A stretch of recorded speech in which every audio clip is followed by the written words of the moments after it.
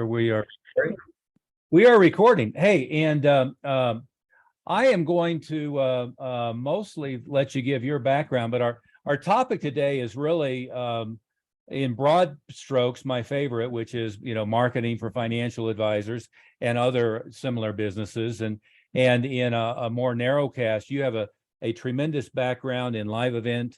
And live event meaning online or live in person, Right. event orchestration, creating the right feel, environment, and so forth.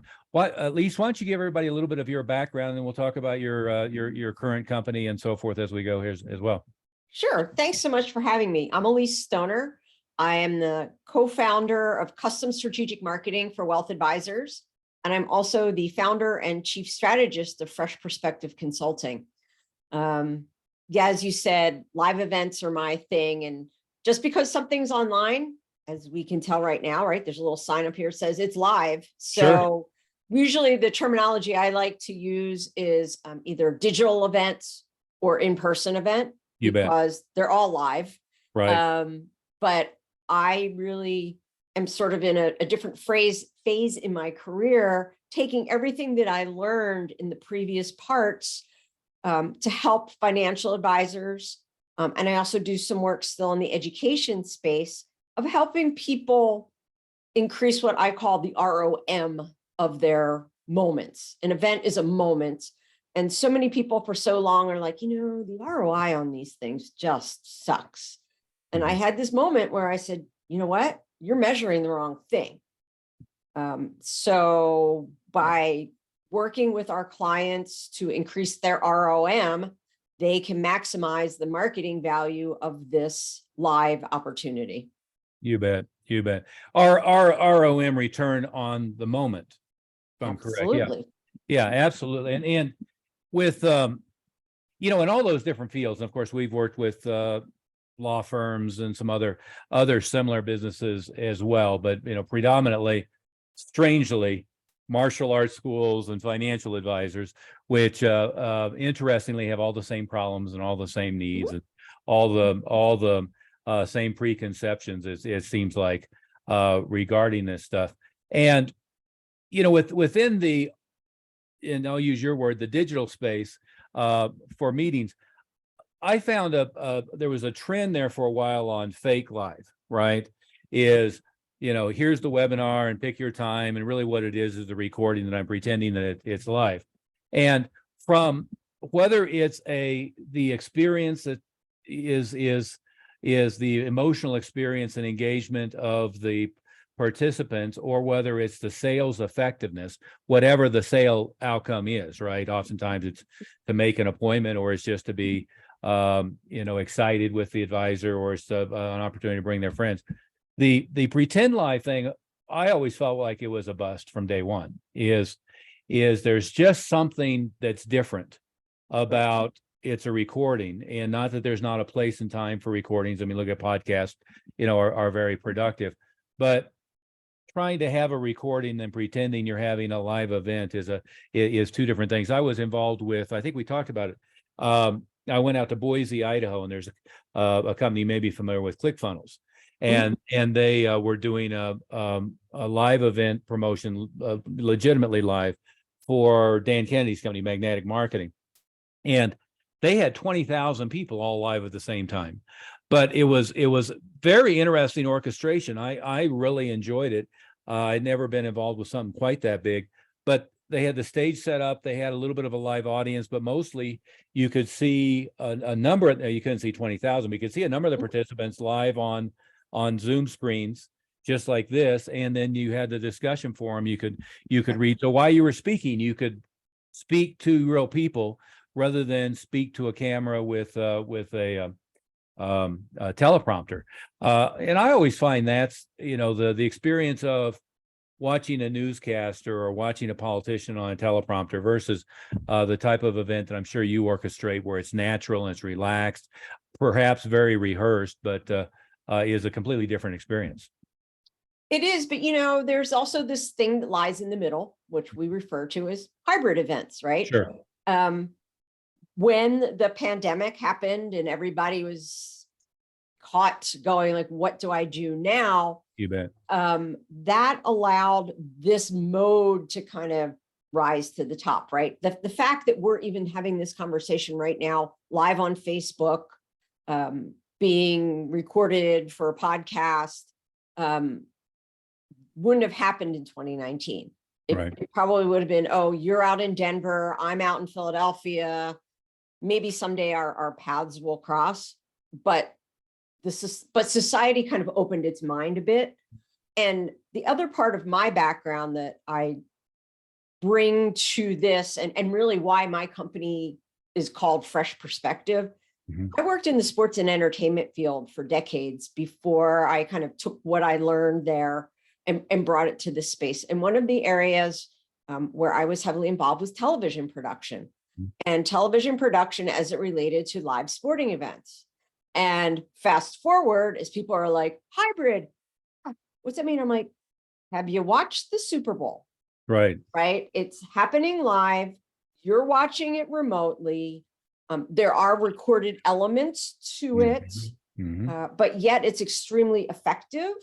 And there are guides, we call them play-by-play and color commentators in the sports world, but there are guides who are kind of taking us through this moment, and that we are sharing it either with others in our space, others in a stadium. So we can very much do that and kind of bring those elements into what we're doing with financial advisors and their events. I'd love to work with someone who had a budget, like some of these television budgets. Sure. But there are ways certainly to be able to do that in that same thing. So it's not really as scary as it sounds. And one of my favorite things, quite honestly, you're talking about like the recording. So there's obviously the small studio audience, right? The larger world, like you're talking about your folks in Boise. But one of the things that I like is you can do a pre-recorded presentation and have the presenter back online with you to take live questions. You bet. So there's a bit, the magic of television comes to our computers, and it's nothing to be scared of. It's nothing to look down upon. It's actually kind of bringing all these worlds together, and it's actually extremely effective. Oh, absolutely. And in fact, the event I talked about in Boise, that's what they're doing now, is they're hybriding it. So they have the host, and then they have the presentation, for instance, the one that I did, that they're playing as if it's live, and then they're coming back in and doing live Q&A, and so they're hybriding it now. And as I hear, the numbers I've heard it's been very effective. I had another friend, and he did, interestingly, people had recently filed bankruptcy, and he did seminars in different cities. And he went from traveling from city to city, filling a ballroom and he was very successful with it, to he recorded one of the presentations, and then he would come in live at the front end and at the middle and at the end.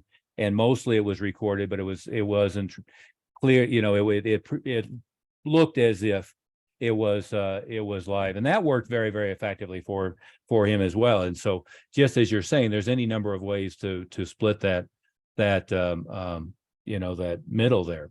Yeah, and this is all very technical and important, and a very small part in this ROM cycle, if we will. Right, this is actually the production part of this, but the full circle of increasing the return on your moment starts when you are planning the event and understanding your communications and who you want to fill the room, right? You bet, whether it's a Zoom room or a ballroom or a stadium, and targeting that communication to get those people in to hear your message, to tell them what you need them to do, and then having the right follow-up to get them to do that. That's where I work. And Angela York and myself with Custom Strategic Marketing for Wealth Advisors, really this whole idea of event strategy. Right. People look at us and think, oh, you're event planners. And my somewhat kind of flippant response is, you know what, because I really don't give a damn what color the tablecloths are. Yeah, sure. and what the centerpieces look like. Mhm. The thing that I can bring to advisors is this marketing strategy that comes around events. I can pick out your tablecloths if you need me to, but I'm going to probably be the most expensive party planner you've ever had if that's the case. Yeah, yeah, yeah. You don't want to get involved in that level of trivia. The well, let's go to rubber meets the road. So if I'm a financial advisor, and let's say I'm 20 years in and have an established clientele, but I want to either shift direction or I want to be more effective. And I've done this analysis with any number of advisors recently who, they get okay results from, let's say, live dinner meetings or live presentations, sometimes at the library, sometimes at a local hotel or one thing or another, but they really aren't knocking it out of the park. Go through your diagnosis and your planning, because I was talking with Angela before and then with you, and your system for really targeting in and honing is very sophisticated. So let's talk about that a little bit. Thank you. Yes. So, when I started in this event marketing strategy space, someone's like, well, like, what motivated you to do this? And before I could stop myself, I'm like, my mission is to get rid of bad events in the world. Yeah. And what I feel is events are sort of like our dogs, right? And I'm sure you've heard this saying is there's no such thing as a bad dog, just bad dog owners. Right. I believe that's the same with events. And what makes something a good event or a bad event really is in the eye of the beholder, in the eye of the attendee. So that is where we start with our clients. We kind of start in two places at once. We talk about who we actually want in this room. And that comes to that advisor who's got a nice sized book and good AUM. But when you ask them who their like ideal client is, who's that person, I want a business owner.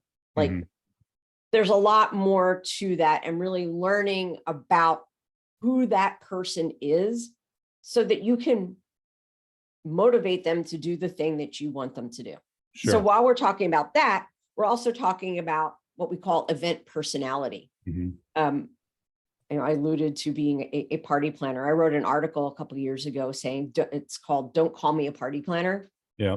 It talks about what a strategic event marketing is all about. And don't get me wrong, I love a good party. But if your goal isn't to throw a good party, then you're going to miss the mark. So by understanding what your event personality is this a client appreciation event? Is this a prospecting event? Is this an educational event? Is this an event to motivate people to do something? Doesn't usually happen so much in the advisor space, often in like the nonprofit space. Right. When you understand what that event personality is, it helps you really understand what it's going to take to make a successful event, because then you're really setting goals and measurement tools to define success. And hey, again, if success is that the flowers match the tablecloths and everybody loves the food, that's awesome. But a lot of people that we find, that falls into the ROI of this event sucks. And I hate it. Sure. Well, and let's unpack that a little bit. Many years ago, I bought a trade association, and we were doing a big convention, and I had Dan Kennedy, who's a very high profile marketing coach, and his partner at the time, Bill Glazier, down at our office. And in preparation for the event, we must have spent 4 or 5 hours talking about what the theme of the event was going to be, and that tied to the marketing, it tied to the who we wanted in the room, it tied to the feel. And at the time, I kind of felt like, well, we spent way too much time on that deal. But from their perspective, it was integral to, and I came to agree with them, integral to the way the event was presented to the potential participants, the way that it was marketed, the theme in the room, how everything fell together, and they were exactly right. I've gone to with a number of advisors who, it seems like the most common thing is they abdicate to a company who specializes in direct mail or social media to put people in the room. And then their view of what an event is I'm going to talk about this technical topic, and then people who like are from this age to this age with this amount of assets, I'm going to try to get them to make an appointment. And they end up with several different problems that I have seen. First, the abdication to somebody who doesn't have the same objectives that they do. And those companies, and some of them are very good. It's not what you do, it's not what I do, but some of them are very good from a standpoint of they can mail, follow up, maybe even do calls confirming getting people in the room, but they don't have the same objective.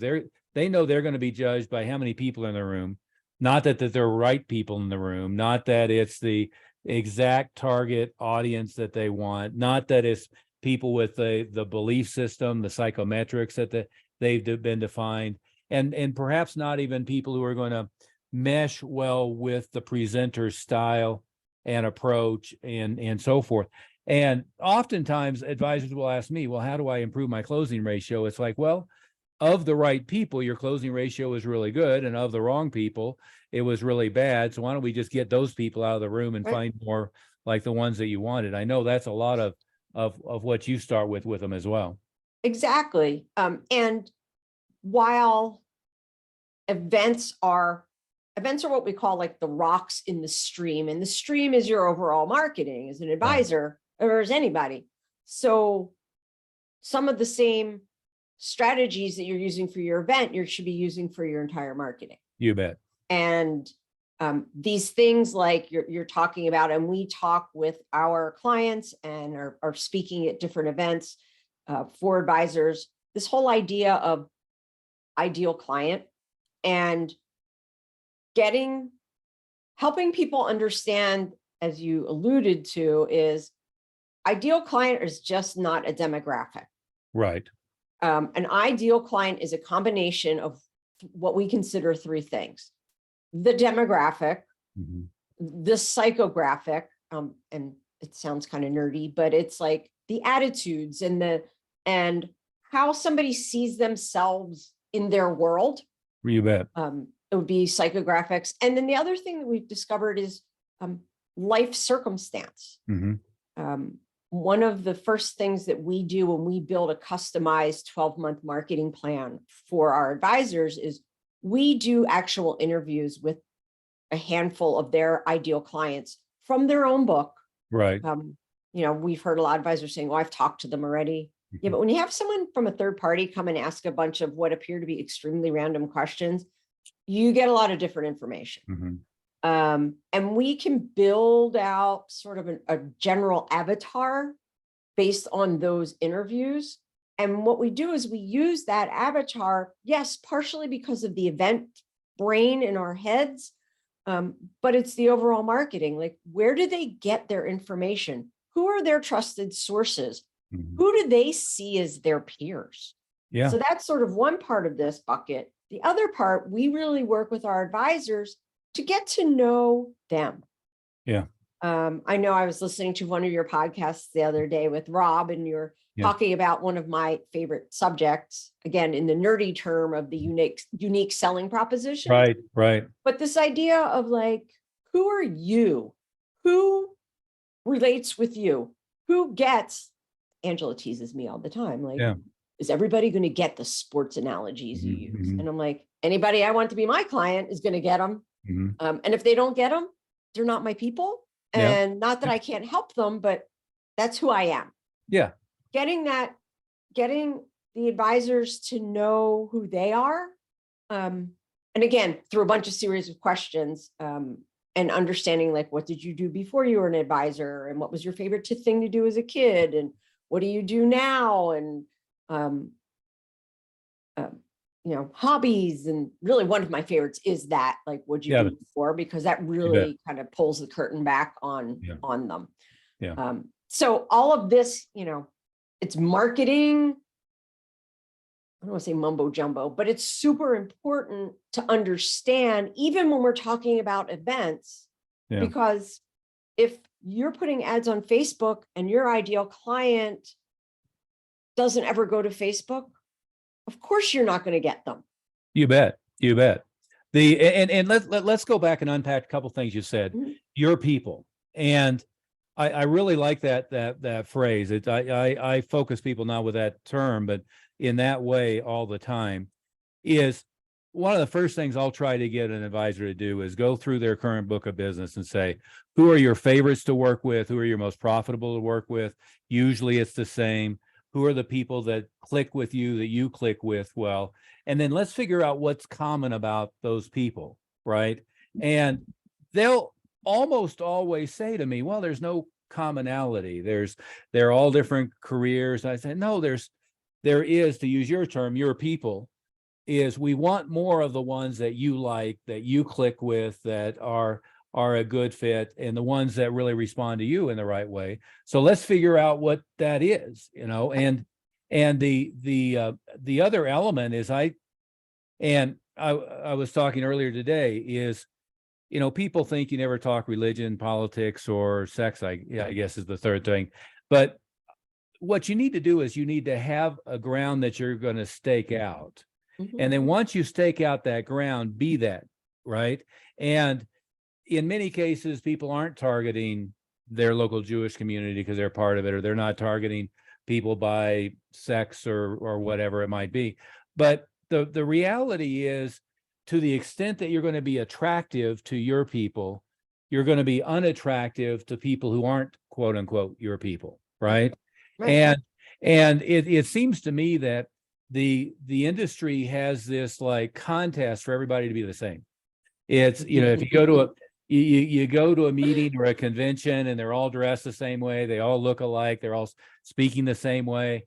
If you have a conversation that's even a little bit controversial, they shrivel up and shrink away. And the ones that I'm always attracted to tend to be opinionated, and they wear their hobbies on their sleeve, or they have a background. One of the most successful examples, I have a good friend of mine, his name is David Phelps. And what he does is he targets dentists because he used to be a dentist. And he has a great backstory of, he was a practicing dentist, bread and butter dentist, and his daughter got life-threateningly ill. And luckily she's fully healthy now, but that interrupted his career. And he had to figure out how to create a living for himself while being able to care for his daughter. And so he's got a great backstory. And now he's his company probably does 20 million or more in revenue, specifically targeting dentists who are tired of being dentists, who want to take that next step. And, I've seen it with people's hobbies. I have an advisor who's into Porsches, and he's got a collection of 911 turbos. And I keep saying, why aren't we doing a meeting at the dealership? Why aren't we advertising in the Porsche Club, the PCA, the Porsche Club local newsletter, the regional, the national? Why aren't you the go-to guy? You should be a columnist. You should have, and I want him to get the office where here's the garage of the Porsches, and there's the glass wall, and here's the conference room, right? I mean, go all in, right? Because people who aren't into that will think it's cool, and people who are into that, you'll be their guy or their gal, whatever it might be. It's I don't know, do you have a sense of why they're so afraid of just trying to be the same as everybody? Well, I don't think they're afraid of trying to be. They're afraid. Well, they're of trying to be. They're trying to be. I think a couple things that I have learned over the couple of years I've been doing this. They're not programmed to think that way.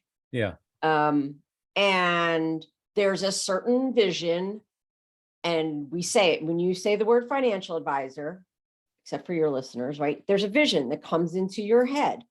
And everybody thinks in order to be successful, you have to be that vision. And that's not the case. And we found this, we were speaking at a conference last fall, and we were talking about USP, and like, you could just watch some of these advisors' heads like exploding because they're like, no, is that about me? Or is that like my firm? Or is that, and it's like, are people buying your firm, or are people getting into a relationship with you? Yeah. So the answer is, if you want them to be in a relationship with you, then it's got to be about you. Yes, you want to be delivering on your promises. That should be part of who you are. And if you're with a firm that doesn't deliver on the promises, then maybe you're at the wrong firm. Yeah. But the whole idea is, I think there's this picture in people's heads of what that should be. I think we are moving away from that, as we watch more and more women become very successful financial advisors. I would bet that when I say financial advisor, the picture that pops into most people's heads are not women. Yeah. Or they are not Porsche owners, or I was at a conference last year. There was an amazing guy who was speaking who has like tattoo sleeves. Mm-hmm. And he said, for years, I wore suits and stuff because I had to hide them. And then I realized there's this whole community of tatted folks whose money needs care. And he literally, ripped his sleeves off and is owning that.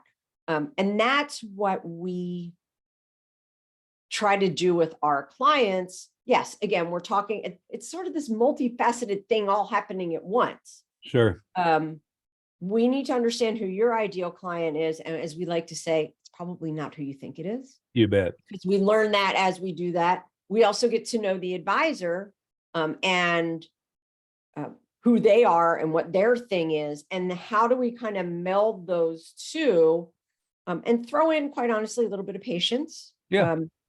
And consistency, right? Because that's also one of my favorite things I hear. Oh, marketing doesn't work. No, you're not sticking with it long enough to make it work. Oh yeah. Because it works. Oh yeah, completely. So there's a lot of little kind of sort of like a witch's brew, if you will, of all the things that have to go in there. Yeah. But I don't know why people think that they need to be somebody else. One of my favorite quotes is Dr. Seuss, right? You're you. There's nobody who's youer than you. Yeah. And you might as well be you because everybody else is taken. Oh yeah, yeah.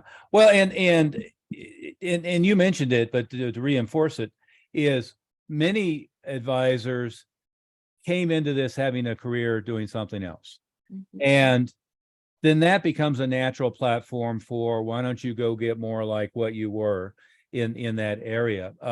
And others have, interesting or different hobbies, or they have hobbies that are shared by many, many, many different people. Mm-hmm. And it really doesn't matter. I mean, it can be, in the sports world, we were working with an advisor, and he was a, Texas A&M fan. And so he has the pictures of the big ass Longhorn cows and the right colors and all of this. And he works his way through the Texas A&M Longhorn alumni and so forth. But I thought it was brilliant. And that doesn't mean you can't be known for your technical expertise, but all of the alphabet soup of designations, the prospective clients, they don't know what that means. They don't really care. Right. And they don't really care about how competent they are until they decide they click with you and they like you. And then they want to know that you're competent, but it doesn't go the other direction. And by building what we call the know, like, trust, the competency kind of shows itself, right? Yeah. Like, I know this person, I like them.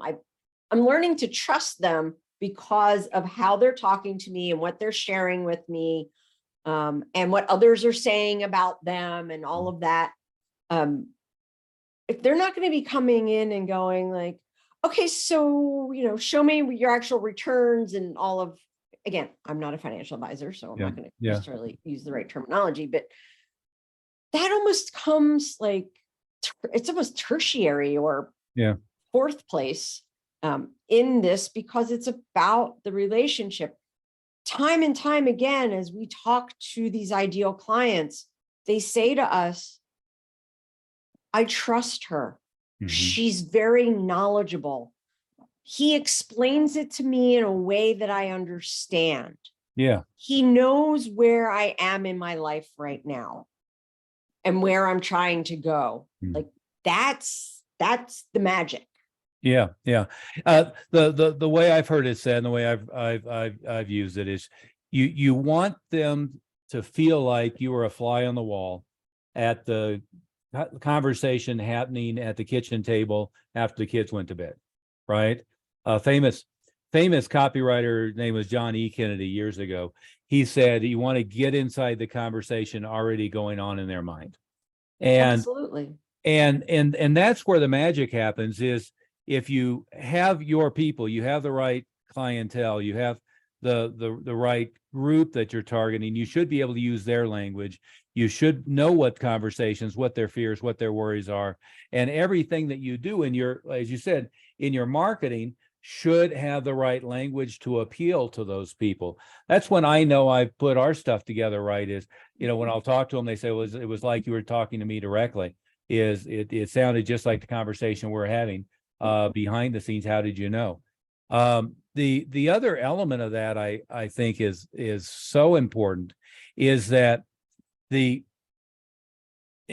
I wanted to get your opinion about something too. I've had mixed conversations on this one, but the other thing that's so important is the ability to really pick the right audience, as you said, go deeply into the psychographics. But the psychographics, it doesn't have to be a complicated, psychological testing. I always think of it as, who do you work with best and who responds best to you? Mm-hmm. And then let's get more like that, right? Yep. Assuming that's a group of people that's profitable, right? I mean, you can certainly click with, you can, entertain and enjoy yourself all day long, but it's not the right people for your business. But let's go back to the women advisor phenomenon and the expanding environment. One of the arguments I've been having recently is I've talked to a number of advisors, and one of the conversations was, I'm recruiting Black advisors to work with Black people. I'm recruiting women to work with women. I'm recruiting, and all the data I've seen, that's not the thing that clicks well, right? Is, to me, a very solid, competent, knowledgeable, well-positioned female advisor will probably click better predominantly with male clients and with couples, from all the data I've seen. And they don't need to specifically be targeting it. It seems to me that as a female advisor, that's a self-limiting belief that they should be the advisor for women, where really, and this is another thing I find with advisors that they don't get. Male advisors with married couples oftentimes will talk to the husband when the decision making is going to be 85% the wife. Absolutely. And so they miss the point. I mean, as a sales orchestration strategy, as a live event strategy, as a way to create the relationship, they go at exactly the opposite direction that they should be going, right? If I bring in a husband-wife team who's in their 50s and I give the husband all of the details, they're thinking that he's going to go make the decision or explain it to the wife. And I know that statistically 80% of the decision is going to be made by her, number one. But number two is them sticking, sending referrals, being an engaged client, getting multi-generational is dependent more on her being excited and happy to be working with this individual than him. What are your thoughts about that? We're talking about psychographics. We're talking about human nature. We're talking about human behavior. Let's take this out of the financial world. Let's just make this general, like, society. Yeah. My husband and I were having a conversation the other day, and he's like, you have all of these friends, and I have a lot of people I work with, but I don't have a lot of friends. Right. It's what women do. You right? bet. And it's not women are talking to women or Black people are talking to Black people. It's about connecting with people. Yeah. Where they are and by nature who they are. Yeah. I've talked again with a lot of our advisors, and we talk about client referral programs, and it turns out most of their best referrals are coming from women, just because that's who women are. You bet. You bet. So I think it's more about, if we're talking about diversity in a practice, it's about diversity of thought. It's about diversity of connectability, if you will. Yeah. Diversity in who's willing to do, or not even willing, who's good at doing different things. Yeah. Yeah. And I think that, again, we go back to this conversation of like, when you say financial advisor, what do you see? Now we're beginning to see more different types of people as well. We should, because there are more types of people who have resources that need to be invested and nurtured to take care of themselves and their generational folks Yeah. along the way. Yeah. Well, and I there was just a couple months ago, the Wall Street Journal had a feature article, and I forget the stat. I'm going to butcher it, but it was something like 65% of the wealth in the United States is controlled by women, and either controlled by women because, they earned it themselves in a high earning career, or because they they lived longer and the husband died, or through divorce, or whatever it might be. I mean, there's a number of factors, but again, it always seems to me that if I was a 55-year-old male advisor, I would be well suited to really evaluate my sales process, to not to fully include in a married couple, the wife, to really be attractive to women, to be able to explain things, not that women need things explained differently, but they are going to be, in many cases, overgeneralizing, of course, more focused on the relationship first. Right. And I see advisors, and you said it a different way earlier. They were asking about USP, and you mentioned me or my company. I see a lot of advisors who get focused on product. I have this thing, this product, and well, no. I mean, that's like the last piece of the conversation, all the way down to, the very bottom of the list. It's about being interested in the other person, building the relationship, having all the decision makers engaged, having an attractive process through. I go back to, again, friend and mentor Dan Kennedy. I was whining to him a couple months ago, and I said, well, these advisors just like don't get marketing at all. I used your term, they don't think it works. And what his comment was is, well, they think in terms of sales and they think in terms of advertising. They don't think in terms of marketing. And I asked him for clarification on that. And what he said was all the things you and I are saying, which is they don't understand that if you're generating leads, you better be generating the right people from the right source, from the right place. And then you need to have an overarching communication strategy that presents you exactly as you are to the people that you want to target. So they think they can go to a lead source and just buy leads, and that then they can pitch them a product and it's going to work out well. And, and some of them are even worse than that. I was seeing the woman who is in charge of the combined, Bank of America, Merrill Lynch. And it was a DEI conversation, which I thought was completely ludicrous. But she said basically their old approach of just bringing in people and having them do cold calls over and over and over again doesn't work as well anymore, because it leaves out women and minorities. And so they're shifting them to doing cold contacting on LinkedIn as their primary strategy. Well, it was the dumbest article I think I've ever read, because the strategy of just picking up the phone and cold calling the white pages, whatever the current equivalent is, the problem was never that it doesn't work. The problem is it was a stupid strategy to begin with.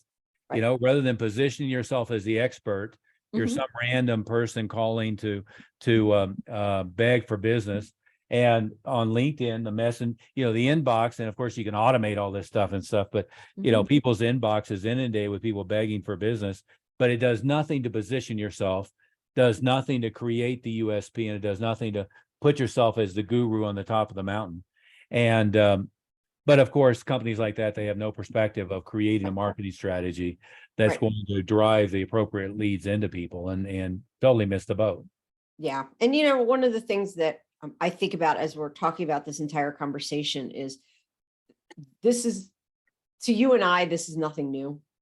I think about when I started my career several decades ago, and I was working at an arena and our job was to fill the seats Mhm. for all the different family shows and special events. And that's where I learned about marketing strategy. Yeah. And I learned that mom's making the decision of whether we're going to the circus or not. Oh, you bet. Dad may make the decision about whether we're going to the truck pull or if we're going to the wrestling event. But we know somewhere in there, mom is approving the quality time, if you will. Yeah. Or it's that thing that guys who are maybe not in a relationship are going to do with their buddies. Mm-hmm. You're buying your marketing based on who you think is going to buy your tickets and fill your seats. Yeah. Like it's still one of my favorite marketing. I was involved with the Philadelphia indoor lacrosse team, and they had a campaign that was phenomenal. It basically talked about, again, super fast paced rock music sort of ad, knowing your audience, and said, tickets start as low as $10, but you're really only going to need the front part of your seat. You only need the edge that you're sitting on. And it's just this great vision of like, we'll sell you the whole seat, but you're only sitting on the edge of your seat. Oh, yeah. We could buy some of the female skewing radio stations, or we can buy the rock stations. What does that look like? That's what I bring to this relationship with Angela. And I know you're talking with her later this week, where she comes from decades in the financial advisor space. And we met over the pandemic, and sort of was this asteroidal kind of thing where she's going, we're doing this. And I'm like, why? Who are you trying to talk to? What does that look like? And she was just like, oh my God, like nobody has ever asked these questions before. We need to do this. Yeah. So it's bringing the knowledge and understanding of the advisor space. I don't know the first thing about compliance, but she could write books about it and how, here you go, advisors, and how to do the marketing things that you want to do within the confines and hoops that you need to jump through with compliance. Again, I was listening to your podcast with Rob, and you guys talked a lot about that. And I bring this, like, what's that creativity? Where should we be going to talk to those people outside of what could be considered traditional marketing methodologies? Yeah. And, and even that compliance realm that's again, one of those things that I find that advisors, instead of looking at it from a realistic standpoint of what they can do, they use as an excuse not to do anything or to do very little. And really, anything that you've talked about, anything that I've talked about, isn't about making earnings claims on specific products. It's not about representing the ROI that that you're getting. It's not about making specific claims. It's about becoming a personality that is attractive to your target audience, and really knowing who your target audience is, and then building that personal relationship that turns into a business relationship that then becomes one where you can show them why you're the credible expert in what you do. And so the fear of compliance is, and it's understandable. I mean, I was talking earlier, you got the Bernie Madoff series on HBO that rekindles that whole scandal, and you've got the what's his name, the crypto guy that just defrauded. It's understandable. The regulators are going crazy and the public is concerned, but that's not anything that we're talking about here. We're not talking about the type of things that would get somebody in trouble. And hopefully, as you said, they're involved with a very credible company that's doing very credible things. What we are talking about is position yourself to the right audience in the right way. And there's no need to be milquetoast. There's no reason to be the same as everybody else for any possible compliance issues. And here's the other part of that. I completely get the fact that there's a reason I am not a financial advisor, and there's probably a lot of really good reasons why a lot of financial advisors are not marketing professionals. So this fact of like I said, I feel like for what Angela and I bring to the table, we kind of bring that best of the both worlds in to be able to calm any fears, help kind of walk that road. And as we always like to say, letting us do our job so you can do yours. Sure. Because we talk to a lot of advisors, I want to do marketing. Like, I know I'm supposed to, but like, when, how? And I'm like, when someone says to me, for example, tell us about your ideal client. Again, I go psychographics. Somebody who believes in a village is our ideal client. Somebody who, I love marketing and I'm interested in marketing, as they like to say, but I'm willing to like work with somebody else who does it better and brings decades of experience. Like, I know where the bodies are hidden, so to speak. Yeah. I know where the potholes are. You as the advisor don't have the time or the energy to be messing with that stuff. Yeah. So I think we work very hard to practice what we preach. Right. So I can tell you about my ideal client. Yeah. And I might phrase it differently. I tell them all they want to know enough to be able to effectively delegate, but not be ignorant and abdicate. And I'm sure what you encounter, what I encounter, are advisors who abdicated to somebody who was, I not too charitably call it the bozo explosion. There's, an awful lot of people out giving advice that don't know what the hell they're talking about. Or you end up with the agency problem of what they think they're going to be judged on is different than what the advisor is trying to accomplish. So that you end up with a gap in expectations. And so what I always try to get with our clients is, I'm not telling you have to do the physical labor. You don't have to get inside of Google and understand the algorithms, but you do need to know what a good outcome is if you delegate that piece to an agency. If you're delegating LinkedIn and Facebook, you need to know what your outcomes are. What's a good opt-in rate to appointment rate to new client ratio? What can you afford to spend for a new client? Therefore, what can you afford to spend for a meeting? What can you afford to spend for an opt-in? Are they hitting your numbers? Are they not hitting your numbers?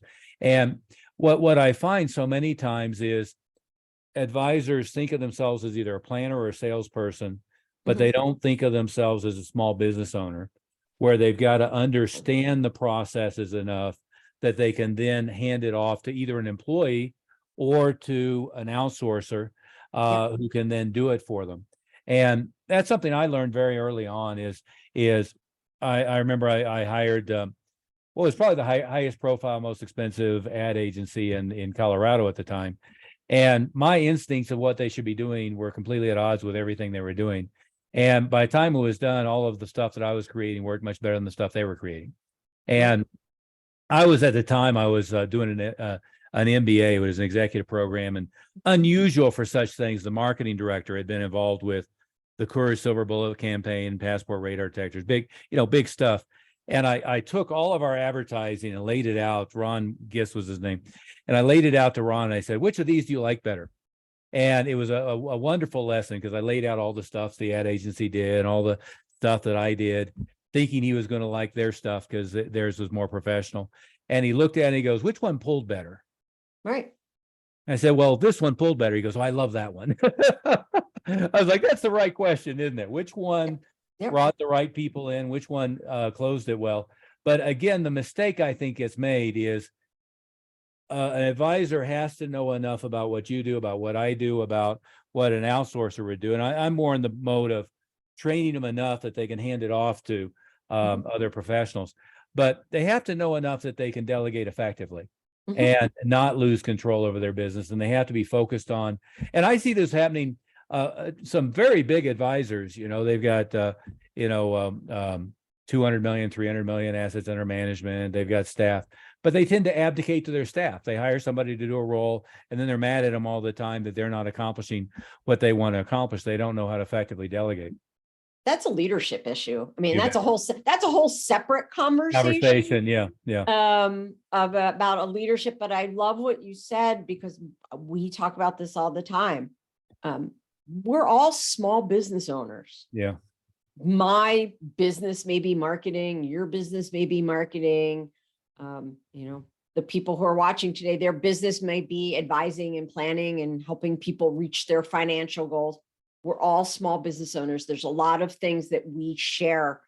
Some characteristics that we share. It's just, there's obviously some other big differences. And again, those are the people that we get it's not even so much we love to work with. We do love to work with, but we can get the best results for them because they have that view of the world. Yeah. Hey, Elyse, we've been going on for quite a while now. It goes quickly. I think it's been a great conversation. Tell everybody a little bit more about what you do and how to contact you if they're interested in your company. Custom Strategic Marketing for Wealth Advisors is the correct name of the company. Absolutely. And the best way to kind of learn more and to build the know, like, and trust, I know today is a really great start. We have a business page on LinkedIn, Custom Strategic Marketing for Wealth Advisors. Come and like that and follow us. We share all kinds of tips and ideas from the real world and things that we've done. That would be that I'm and there it is, using as a crib sheet as we go. Excellent. If we're talking a lot about events. If you have some more questions about events, drop us an email at strategicmarketingforadvisors@gmail.com. And hopefully we'll have that in the show notes. I'll have everything you sent me in the show notes as well. Okay, great. And if people want to set up a consultation, we do have a special deal for people who have stuck with us this long, where we can help save some money and really also learn about what you're doing and talk about these things like ROM and event strategy. Sure. This has been a pleasure. And it's interesting. People are like you're both marketers. Why would you have this conversation together? I'm an analogy girl, so forgive me. Go right ahead. The analogy I love to use is we've all been to Baskin Robbins, right? Yeah. There's 31 flavors in that case at any given time. It's all ice cream, but some speak louder than others to the individuals. So Stephen and Angela and I are different flavors of ice cream in your ice cream case. So let's have an ice cream party. Yeah. And I've said it differently before. The people at the very top are always looking for a slight edge, right? Mm-hmm. Is oftentimes they're not going to get one idea that's going to triple their results, but they're going to get a whole bunch of 5% ideas. And from the standpoint of other people who are kind of in the same the same niche doing similar things, is I find the really sharp people either work with a number of different people in series or parallel, and are always looking for that slight edge. And there's no reason, if it's the bozo explosion types that are concerned about competition because they don't want somebody to interact with somebody and figure out how clueless they are. But if you know your stuff, you're not concerned about that in any way, shape, or form. Exactly. Thank you so much. It's been great, and I hope to. I know I'm going to talk to Angela, and then hopefully we'll get all of us together sometime soon as well. Oh, and I sent you a copy of the book. Did you get it? Good. Well, any good takeaways from that? I could. I will. Full disclosure, it's a bit textbook. It's thick. Yeah. So I've been kind of like dropping in and out of it. Yep. But I think it's something that, it's got a lot of great information in it. And if people want to talk to me or talk to you or talk to Angela about what they're reading, it's awesome. It's a great starting point. I think you'll find it very congruent with what you're focusing on. So that's why I asked. Okay. Well, thank you very much. And I was getting the recording stopped.